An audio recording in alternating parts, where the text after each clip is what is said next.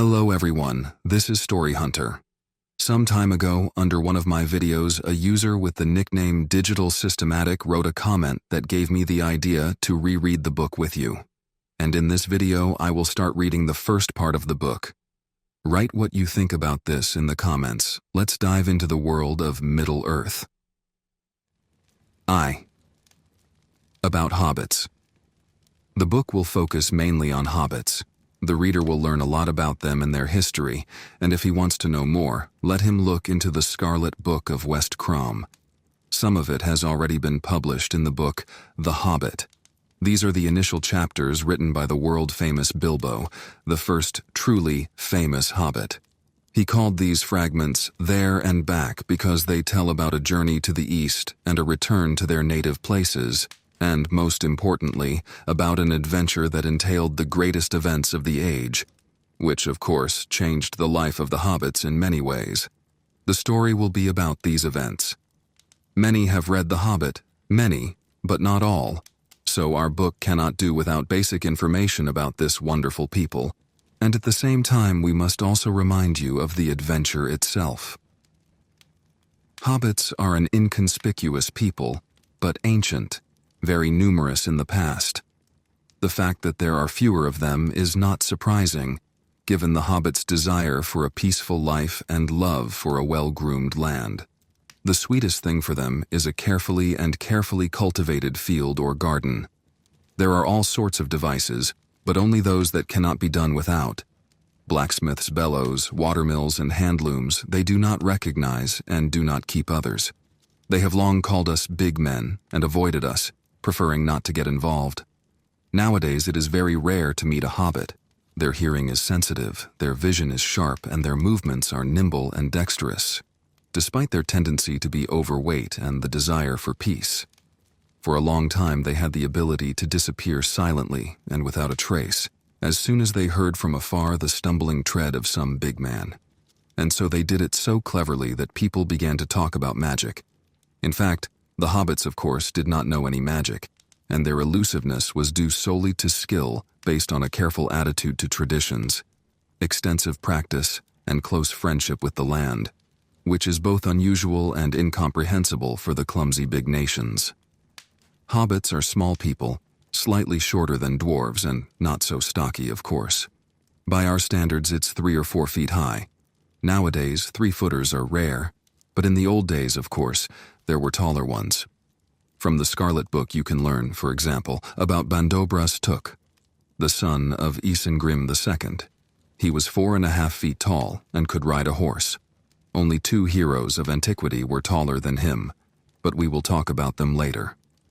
The hobbits, who inhabited the Shire in the days of peace and prosperity, were a cheerful people, dressed in bright colors and rarely wore shoes. Their souls were like your souls, and their legs were covered with thick, curly hair, most often brown-haired. Of course, hobbits do not hold shoemaking in high esteem, but in general, they are skilled people and are great at making all sorts of small things. Hobbits cannot be called handsome, but they are not short of good nature. They are chubby, red-cheeked, with a mouth ready to smile from ear to ear at any moment. Unless, of course, there are more important things to do. Breakfast or lunch. Hobbits know a lot about this. They put their soul into eating and drinking. They can sit at the table 6 times a day, if only they had something to put on the table. Hospitality is their custom. Gifts are given with a light heart and accepted with joy. It is completely clear. Although we have diverged from them over many centuries, they are relatives to us, much closer to the elves or the same dwarves. And we had a common language with the hobbits, and we loved and hated about the same things. But now you can't remember where, in what tribe this relationship is. The roots of the hobbits were lost in ancient times. The elves remember that time, but their legends are limited to elven history. In them, people are mentioned in passing. But there is nothing at all about hobbits. Be that as it may, the hobbits lived quietly in Middle-earth long before other peoples noticed them. This is understandable. In a world with countless strange creatures, who cares about hobbits? But in the days of Bilbo and his nephew Frodo, everything suddenly changed. The hobbits, without any desire, became important, famous, and made the wise and great think of themselves. Those days of the Third Age of Middle-earth have long since sunk into the past. Even the outlines of the continents have changed since then. But hobbits still live where they lived then, in the northwest of the ancient world, east of the sea. Where their ancestors came to these lands from, no one remembered even in the time of Bilbo. Hobbits do not boast of a love of abstract knowledge, but in some noble houses they still read ancient chronicles and even added to them some things they heard from elves, dwarves, or people. The Hobbits' own chronicles begin with the arrival in the Shire, and the oldest legends look no further into the past than the days of wandering. However, if you look closely at these legends, at the characteristic words and customs, it becomes clear that hobbits, like other famous peoples of Middle-earth, moved from east to west. Their earliest legends apparently date back to the period when they lived in the Upper Anduin, between the outskirts of Yasni Bor and the Misty Mountains. It is not known for certain what reason prompted them to undertake a long and dangerous journey through the mountains to Eriador. The hobbits themselves complained about people, of whom there were too many, and sometimes they mentioned the shadow that turned Yasni Bor into twilight. Even before the migration began, there were 3 Hobbit clans tribes. Harefoots, darker, smaller than others in stature, but also more agile, preferred hills and mounds. The Vat, big-armed and strong-legged, thicker than other hobbits, inhabited the plains and river valleys. Well, the fair-skinned and fair-haired, tall and flexible Lesovics, of course, preferred the forest wilds to all other places. In ancient times, the Harefoots lived for a long time in the foothills and hung out with the dwarves. They moved to the west earlier than others and already reached Zavateri, when the rest were just getting ready to set off. They are the most truly hobbits, both in number and in loyalty to the old customs of settling together in holes and caves. The Hvat stayed for a long time on the banks of the great river and there became close friends with people. The Kavati moved to the west after the Moknonogs and chose the path down the Gremyachaya River to the south, where they settled for a long time between Tharbad and the Dungar lands before moving again and going north. At all times there were few northern foresters. They were friends with the elves and, apparently, from the marvelous people, they adopted the ability to speak and sing, but they did not succeed in crafts. Therefore, in the old days, they preferred hunting to farming. Setting off, the foresters crossed the mountains north of Doln, and then went down the Sedana River and soon mixed in Eriador with their relatives who had come before them. Desperate and restless, they often became leaders in the Moknonogov and Kvat clans. Even in Bilbo's time, the strong roots of the foresters nourished the respected families of the Tooks and the owners of Zaskocie. In the western lands of Eriador, between the Misty and Blue Mountains, hobbits interacted with both men and elves. Here one could still meet the Dunedains, the kings of men who had come from across the sea from the outlying west, and were now quickly losing influence and forced to watch as the lands of the once mighty northern principality fell into desolation. There was plenty of free space for the hobbits, and the aliens began to settle in new lands. Of course, by Bilbo's time, many of these early settlements had disappeared without a trace. Many, but not all. For example, Brill survived, although it shrunk significantly.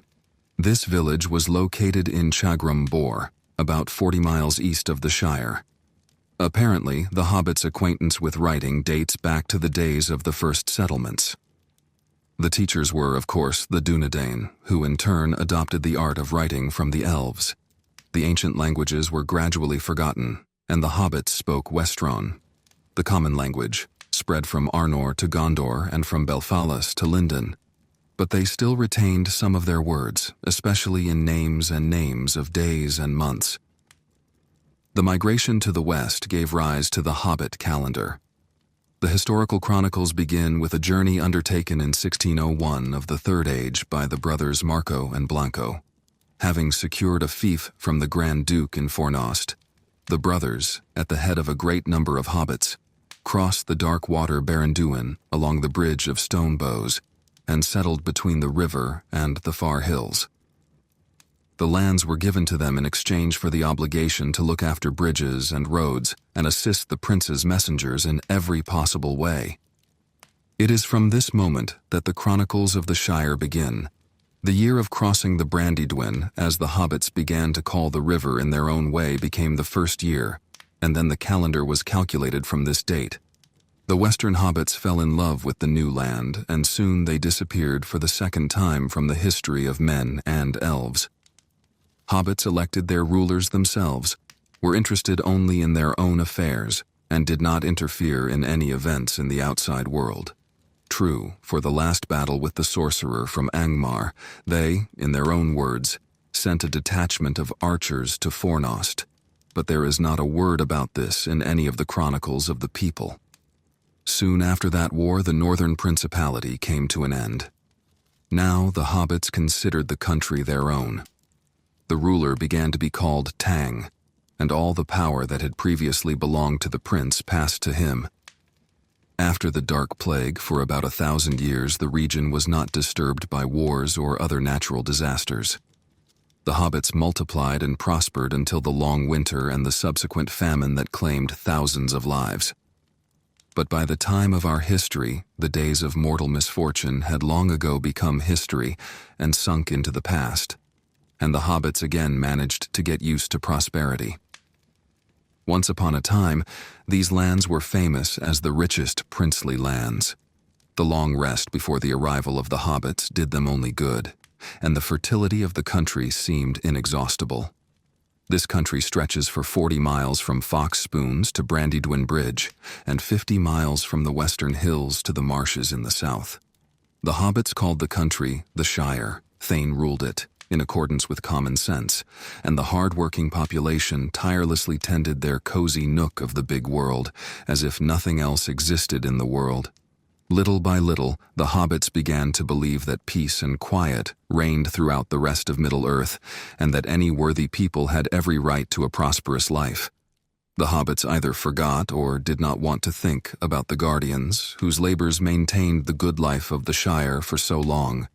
They were under protection, but they did not understand why this was so and who took on this work. Hobbits have never been known for their belligerence. Of course, in ancient times, in the harsh world of that time, they had to take up arms, but by the time of Bilbo, memories of this were preserved only in rare legends. The first and last battle, which took place near the very borders of the Shire, became the property of hoary history, but was mentioned in the chronicles. It was the Battle of the Green Fields in 1147, when Bandobras Took repelled the attack of the orcs. Over the years, even the climate in the country has become milder, and the wolves that poured here from the north during the long winter are preserved only in old wives' tales. True, there were some weapons in the Shire. A place was reserved for them above the fireplaces and on the walls of the living rooms, and some were kept in a museum called Mutt's House. The word madam meant among the hobbits something that, in general, was not needed, but it would be a pity to throw it away. There were quite a few madams in houses, and they often passed from hand to hand as gifts. Oddly enough, the long prosperity did not in the least affect the hobbits' amazing resilience to adversity. They were a strong people, capable of patiently enduring hardships and misfortunes. This property invariably led to bewilderment of anyone who was unable to see the essence behind the rosy faces and solid bellies of the good-natured inhabitants of the Shire. It took a lot of effort to make a hobbit angry.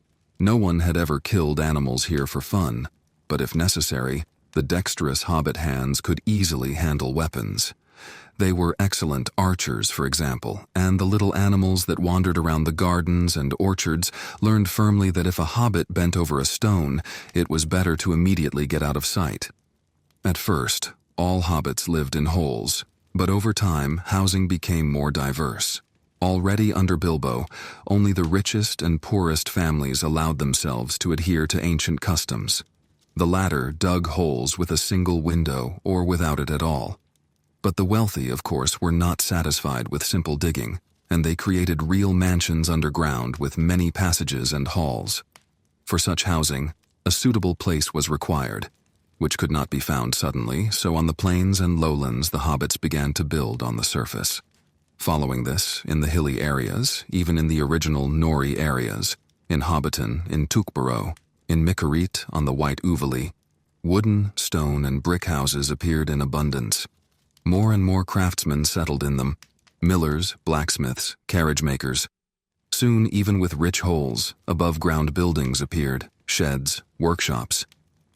The custom of building estates and barns came from the inhabitants of Moray.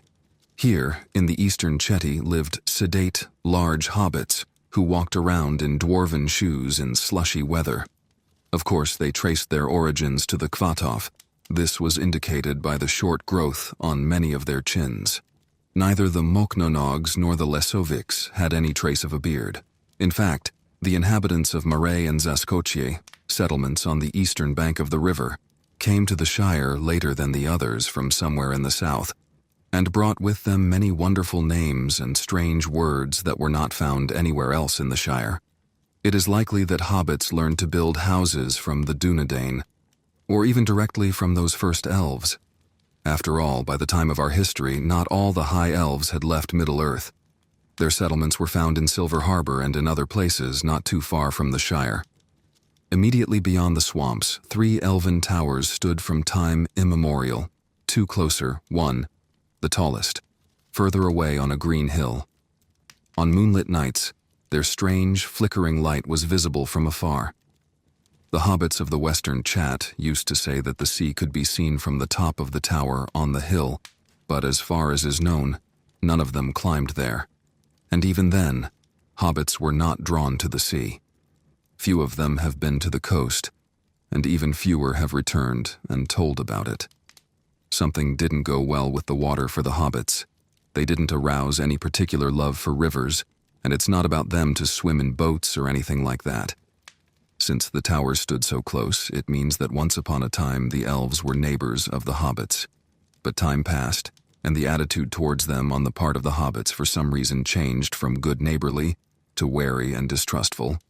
The word sea gradually acquired an ominous afterlife connotation, and the hobbits tried to forget about the towers on the western hills. Whoever the hobbits borrowed their building skills from, they did not build towers. On the contrary, they preferred houses that were low, long, and comfortable. The very first of them were the same smalls, covered with thatch or turf, with vaulted walls rising only slightly above the ground. Over time, the hobbits adopted some secrets and construction devices from the dwarves, figured out some things themselves, and the buildings in the Shire became much more diverse. The only thing that remained unchanged was the passion for round doors and windows. Both houses and holes in the Shire were always large, designed for numerous hobbit families. Sometimes, as in Smilishchi Tukov or the Brandiscocks in Brandinorje, many generations of relatives lived more or less peacefully on the ancestral estate. Hobbits value their kinship extremely highly.